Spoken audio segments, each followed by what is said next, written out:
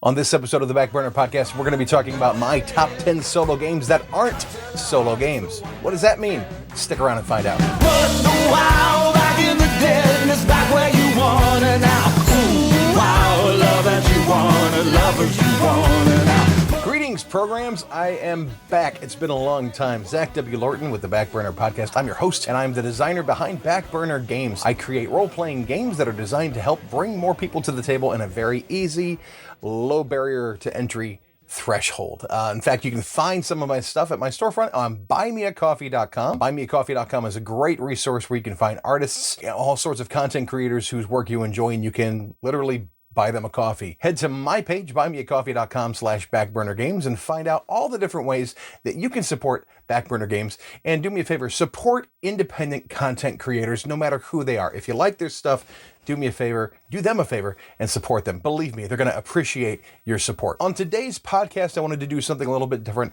I wanted to give you my top 10 favorite games, solo games that I play solo, that are not intended to be played solo. Exactly, sort of, not 100% fitting in that. Basically, these are not games that are made to be played solo only. Now, these are designed to be multiplayer games, and they may have an official solo variant, or they may have a solo variant that somebody came up with on their own and put up on Board Game Geek or something like that. In fact, pretty much everything on this list, with one or two exceptions, is really not designed to be played solo. They're all designed to be either played cooperatively or competitively with multiple people at the table. And while I really enjoy playing all these games with multiple people, I also really enjoy the solo play of these games. Most of the variants that I play with these are unofficial. I found on Board Game Geek, or they are like automas that came out after the initial publication of the game. So let's dive into this list, shall we? Number 10. At number 10 is a game that's showed up on one of my lists before, and I really enjoy this game. It's a great storytelling game. It's Call to Adventure from Brotherwise Games. Call to Adventure is a fantastic storytelling? It's a story yelling game. Call to Adventure is a fantastic storytelling game where you are telling the story of a hero, and this hero can go towards the light side or the dark side. They can be true and pure, or they can become corrupt. And either way, you have an advantage of telling your story the way that you want to tell it. Typically, it's competitive, but there's also a cooperative mode that allows you to play by yourself or cooperatively with up to 4 people. And it's this cooperative mode that I think really drives the solo engine. There's all sorts of creatures and enemies that you can fight against. It's a fantastic experience telling this story of a character that you're controlling and trying to figure out what's not only the best way to get to where you want to go, but also what kind of story do you want to tell? It's a challenge. It's not unbeatable, and that's one of the reasons I really like it. Plus, the artwork in this game is absolutely fantastic. The base game is based on Patrick Rothfuss's series of books called the Kingkiller Chronicles, and so the artwork in here is spectacular. It's tasty. It's very good. I kind of want to like slice it up and put it on a plate and like serve it gourmet style and then eat it, except it's art and I can't do that. It would taste horrible, but it looks absolutely phenomenal. Call to Adventure, my number 10. Number 9.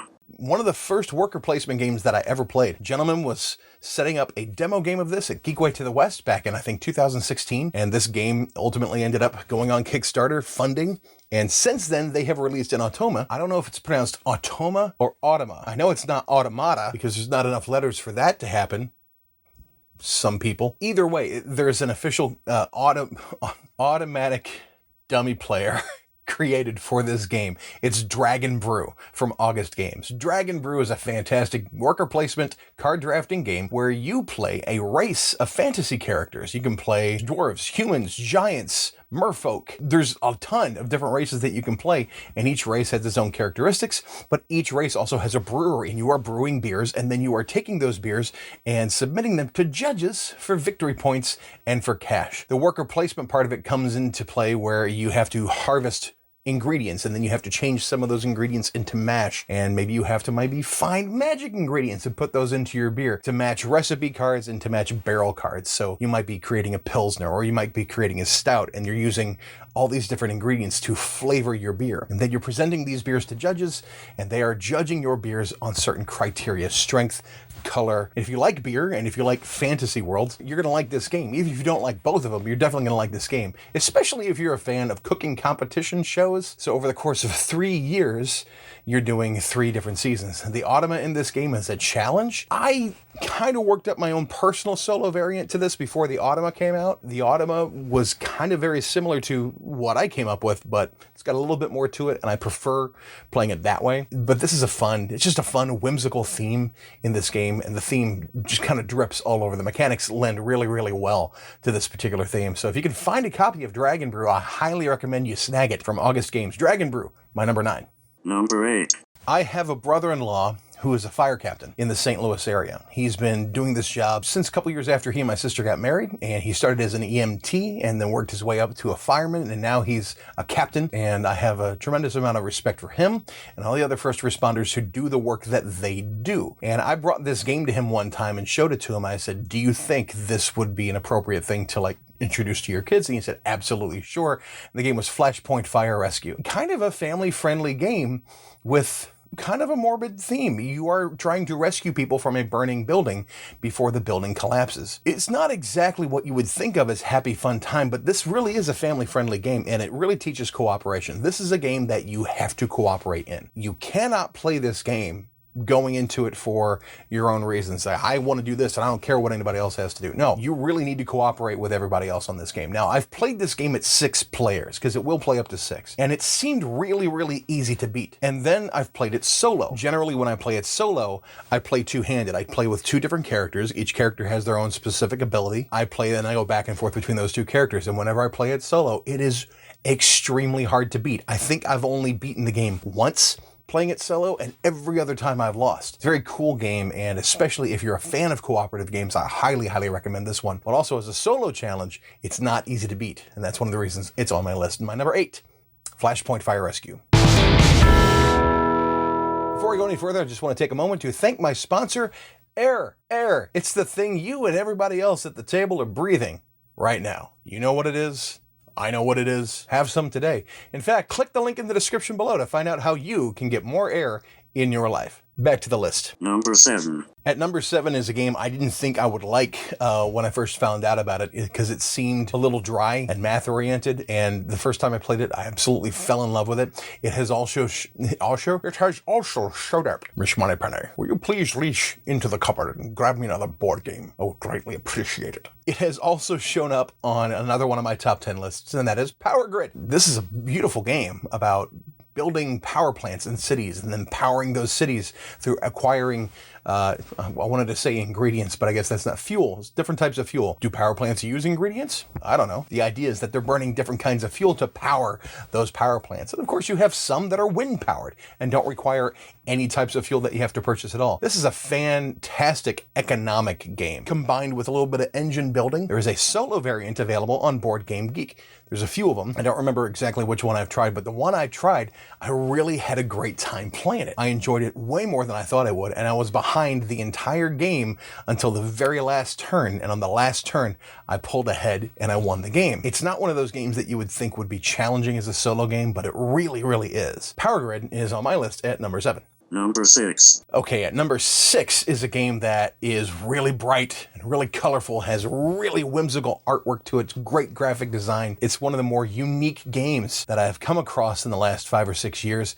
I fell in love with it when I saw it. When I saw Tasty Minstrel Games had a booth open up at Geekway to the West one year, I had to snag a copy of it. I'm talking about Scoville. This is a beautiful game where you're planting and harvesting peppers, and you're using those peppers to create chili recipes. Who wouldn't like that? I mean, honestly, who doesn't like chili other than people who have IBS or heartburn or acid reflux, or maybe people who made chili at Wendy's for years? Scoville is fantastic. This game just oozes fun. I found a really interesting solo variant on Board Game Geek. It took me a little bit to wrap my head around it because some of the instructions in it are not as clear as they should be, but I was able to grok most of it and kind of filled in the gaps where I could to whatever made sense. And I was able to play this one solo, and it turned out to be not only just an interesting challenge, but also kind of cool, because there is a system, a method for the dummy player's farmer to harvest peppers in a particular way, and it kind of makes sense. It kind of acts almost like another human player would. So for that reason, I really enjoy playing this game. Plus, it's just a cool looking game. It's beautiful on the board. You get to play with these little bitty wooden pepper pieces and plug them into the board that's got holes on it, and it's bright and colorful. oh, it's a ton of fun. And it doesn't burn your mouth the way actual peppers would. So yeah, it lands at number 6 on my list, Scoville. I should probably bring up an honorable mention. There is a game that is an honorable mention, and the reason I like this game is because it's one of the more unique deck builders I've ever played, and that's Eon's End. In fact, I have it right here. It's so nice, it's so pretty, it's so beautiful. The artwork in this game is top notch. I love the fantasy theme in this game. It's not quite so much a, traditional fantasy theme like Dungeons and Dragons is. One of the reasons it's not on my top 10 is because it's meant to be played 1 to 4 players. You can play it as a solo, and there are official solo rules in there that play slightly differently than playing multiplayer.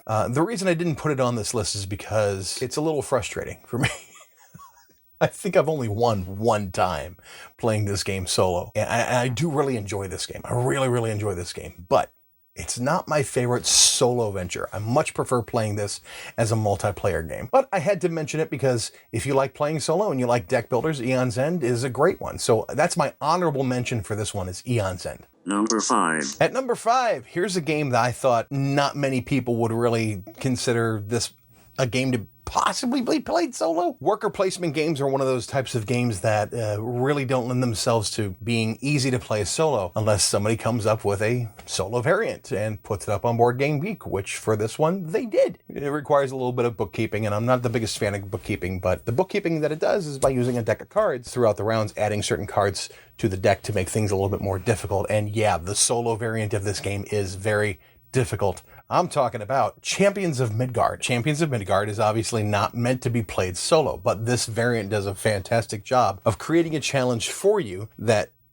kind of makes it work. And it works it out to where it's placing Vikings of different colors, of all the other 3 colors that you're not playing. So it makes it difficult and really makes those choices count. Being able to use a deck of cards in order to figure out and randomize where different Vikings are going to go on the board and block your ability to be able to do what you want to do. It's really frustrating, but it's cool. The whole tension of drawing a card from the deck and, counting the odds of what's going to happen next, you don't know. So it kind of randomizes it, and that card is going to have something on it. You don't know if it's going to go to this place, if that person's going to go and fight a monster, if they're going to go and hit a Draugr, or maybe they're going to go to the blacksmith and get the stuff that they need ahead of you so that you can't get what you need. You never know what's going to happen. And that's one of the things I really kind of like about it, is because it does emulate the 4-player kind of tension of this game. And I love this game anyway. I love Champions of Midgard anyway. I like the idea of not only placing your workers, but being able to roll big chunky custom dice to fight these Draugrs and trolls and these different monsters. Champions of Midgard, my number 5. Number 4. At number 4 is a game that I acquired just within the last year. It is the only game that I own from Stonemaier Games. Stonemaier Games is a St. Louis-based game publishing company. Perhaps you've heard of them. These are the guys behind Scythe and Viticulture and Red Rising and Tapestry, Wingspan. Yes, those guys. I live in the St. Louis area, and I know a lot of gamers who live in the St. Louis area that buy Stonemaier Games because they're local. They happen to make good games to boot. EUPHORIA is one that I heard about, and I thought, what's better than a worker placement game? A worker placement game where the workers are dice. And I really like this game. I bought it for a really, really good price. I bought a used copy for a really, really good price. And then I found a copy of the expansion, Ignorance is Bliss, at Miniature Market. And the reason I bought that is partially because it's got an Automa dummy player system so that you can play it solo. And it's really cool. And it's beatable. I don't think I won the last time I played, but it's a good experience. It's a great challenge. I enjoyed the heck out of it. I like playing this game anyway. I like EUPHORIA anyway. I've not played it with a full contingent of 6 players yet, but I find the solo version of this game I really enjoy. It's a lot of fun. It's a big board. There's a lot of choices, a lot of things that you can do. If you are into worker placement games and you are into dice and using dice as your workers, I highly recommend checking out EUPHORIA from Stonemaier Games. My number 4. Number 3. At number 3 is a game that I just acquired a couple months ago. I was very, very fortunate to receive a gift, a pretty decent gift from some people, and I had some money left over from some stuff, and I was able to pay for this game and one of its expansions with hardly anything out of pocket, and I was really, really excited for it, and that's CLANK in Space. Clank in Space is the science fiction version of Clank. Now, I've played Clank many times. Nothing wrong with the game. It's, the more popular game in the series, Clank is. It's one of the reasons I wanted to get Clank in Space is because it's got a modular board, something that you can change around and something that allows you to play the game a little bit differently every single time, even if you didn't have the expansion. Well, the expansion includes even more modules and even more ways that you can mitigate bad things that happen to you. The solo game is really interesting because there is an app. Renegade Games has an app available. It's got a solo mode in there. It's like an adventure mode. It goes through this system of you're going to play one scenario, then you're going to go to the next scenario, and then the next scenario. And it kind of guides you through as you play. So as you hit one particular milestone, it tells you what the next milestone is. And so the app is really cool with this. You don't have to play this game solo with the app, but it really kind of helps. It helps guide you, especially when you're newer to the game and you're getting used to it. I highly recommend you check out Clank in Space, my number 3. Number 2. When I played this game, and I played it solo, I was kind of playtesting it. I was actually kind of honored to play it because the designer told me, he said, I know you play solo games a lot. I'd like you to give this one a shot. And this one really tripped my trigger because it was a little bit different. A, it involved dice drafting, and it had a real nice puzzle feel to it. But B, it had an adventure mode that you could only play through solo. I fell in love with Cold Water Crown. And when I was asked to playtest Freshwater Fly, I fell in love with that one even harder. Freshwater Fly is my number 2. And Brian Surrey is one of those designers that loves puzzles. He loves getting people to solve like this puzzle and being able to build on stuff and make chains and have combos. A lot of his games have stuff like that. Paradox is like that. Cold Water Crown is like that.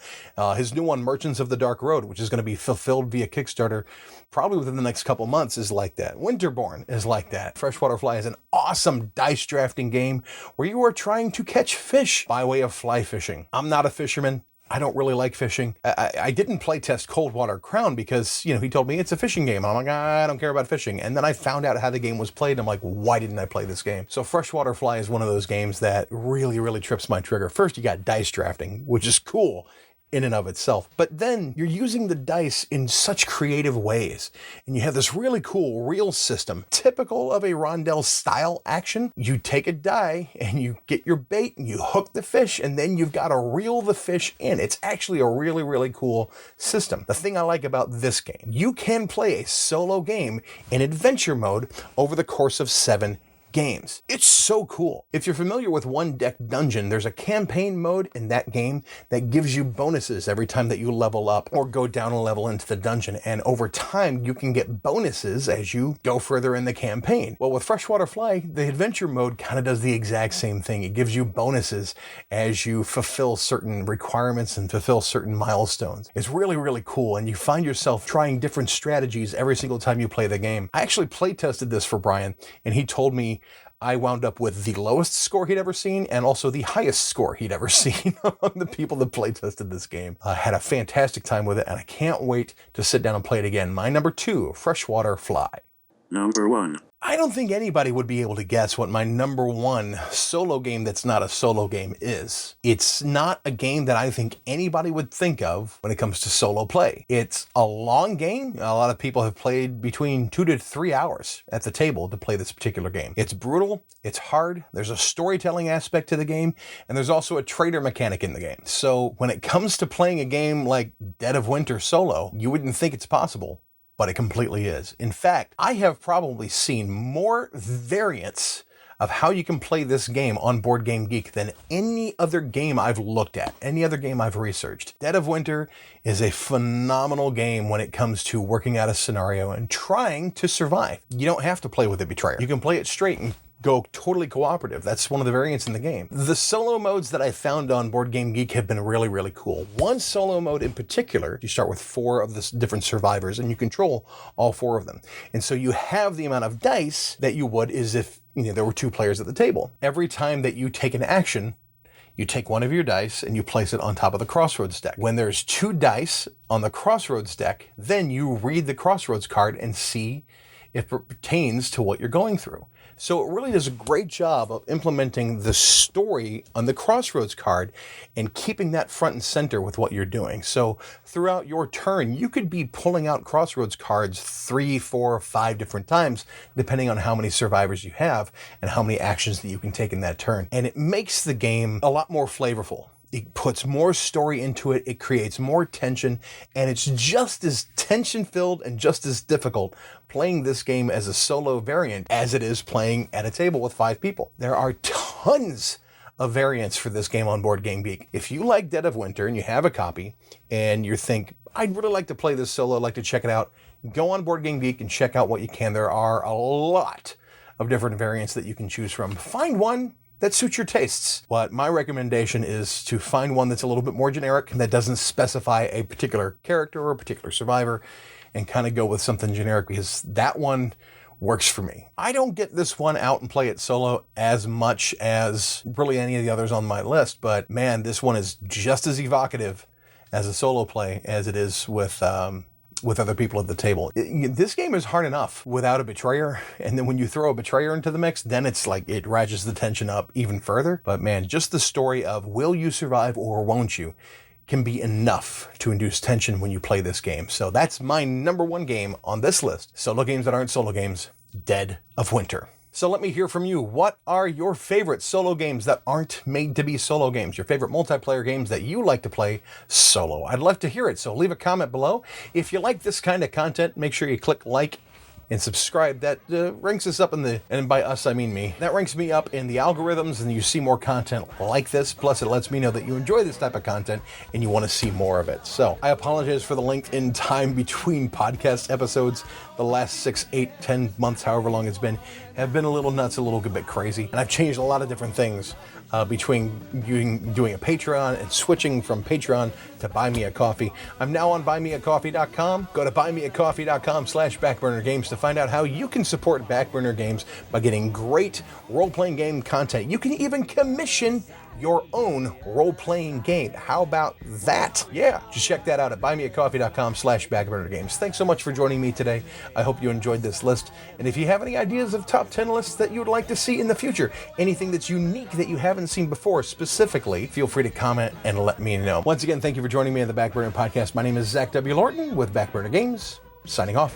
Commission your own customized role-playing game and get other RPG content by showing your support for Backburner Games at buymeacoffee.com/backburnergames. This podcast copyright 2021. All games, titles, images, video, and music featured in this podcast are the property of their respective copyright owners. If not satisfied with this podcast, please return it for a full refund.